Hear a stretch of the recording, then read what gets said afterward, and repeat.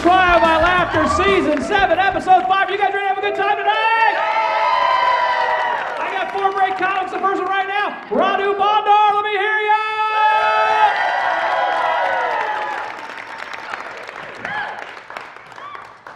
Everybody clap your hands. Why? I love that I can make you do that. My name is Radu Bondar. I'm originally from Romania, which is a terrible place to be from conversationally. It is, because when you're from somewhere else, when you're from a different place, that's the first thing people use to make small talk with you, you know? Like if you were from China, someone would say, "Oh, you're from China, how's the wall doing?" I know Snapple facts.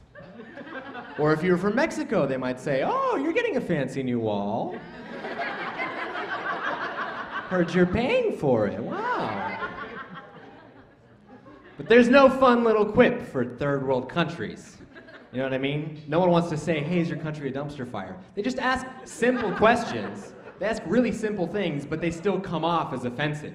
You know, people are like, "Romania, so how did you get here? Like by a boat or a tunnel?" And I'm like, "No, Delta." And they're like, "Oh."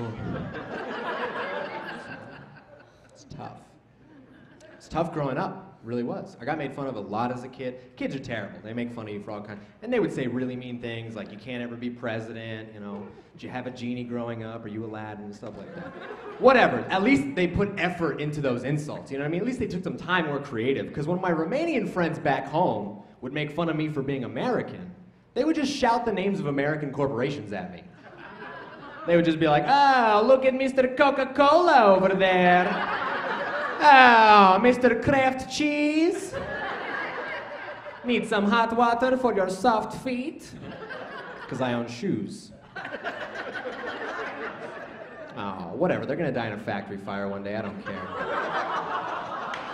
They're like my cousins. I don't mind. I'm glad I got over here before I caught the Romanian. Did you hear that terrible accent a second ago? That's how my parents sound. They sound like Russian circus villains. It's not a good look at all. And my parents are like very Romanian. They got like the big sweaty war criminal heads, and any picture you take of them just turns black and white immediately. And my dad's English has like this 2-second delay, so he sounds like a lawnmower every time he talks. I'd be like, "Dad, how you doing?" He's like, "Not very good. Very disappointing, you boy." He's always disappointed in me. I knew that when I was like 8 years old, because he grew up in communism, all right? His life was hard. He waited in lines for hours to get like half a potato for the week.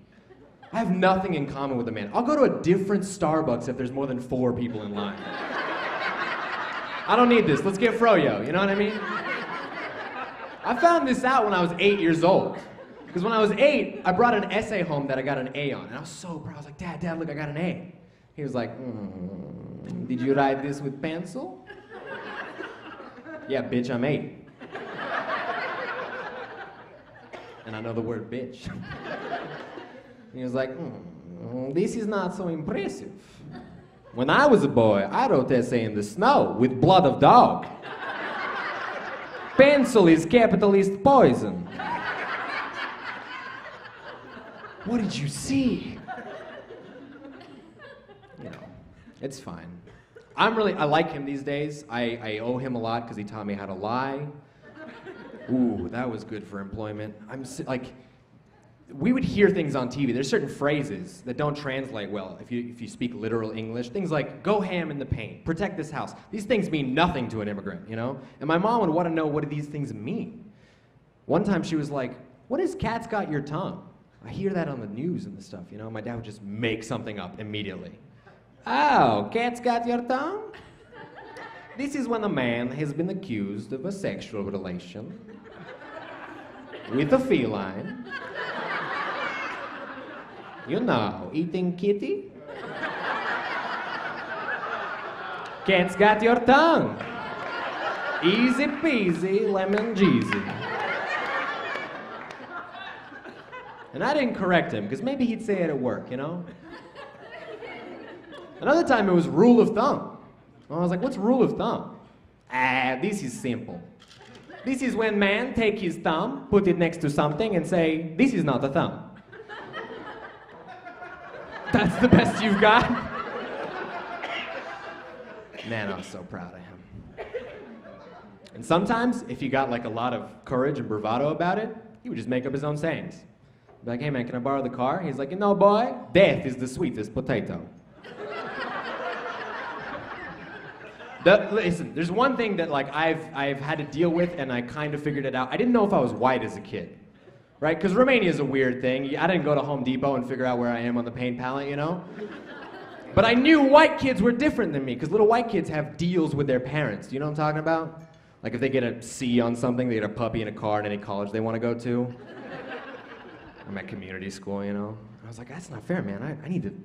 I'm not a free agent. I need a contract, you know? I went up to my dad. I was like, yo, I need a deal. And he's like, what do you mean deal, boy? I was like, I do great stuff. I get great stuff. That sounds fair. He's like, okay, I have deal for you. How about you do everything I say and I don't put you up for adoption? And I wasn't white yet, so I took the deal. Indianapolis, you've been fantastic. It's an honor to be here. That's my time.